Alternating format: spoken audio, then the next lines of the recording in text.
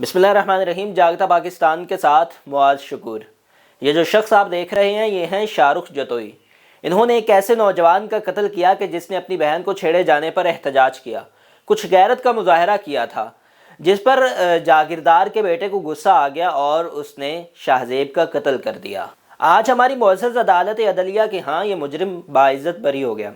याद रहे कि ट्रायल कोर्ट ने इसको कत्ल का मुजरिम करार देते हुए सजाए मौत सुनाई थी।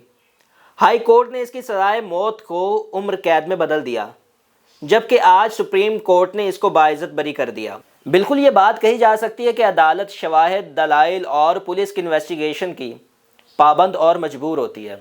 कुछ लायकीन मुजरिम को माफ़ कर देते हैं, लेकिन इस निज़ाम इंसाफ को दुरुस्त करना किसकी जिम्मेदारी है कि जिसमें बरे बाजार हत्ता के खुद अदालत के सामने मुजरिम कत्ल करके आखिर में बच निकलता है। ऐसा निज़ाम के जिसमें मजलूम माँ अपने बेटे के कातिल को इसलिए भी मुआफ़ कर देती है कि बेटा तो चला गया, घर में जवान बच्चियां तो बच जाएं, क्योंकि अगली धमकी ये होती है कि अगर केस वापस ना लिया, मुआफ़ ना किया तो तुम्हारी बेटियां उठा ली जाएंगी। लेकिन इस निज़ाम इंसाफ को दुरुस्त करना किसकी जिम्मेदारी है?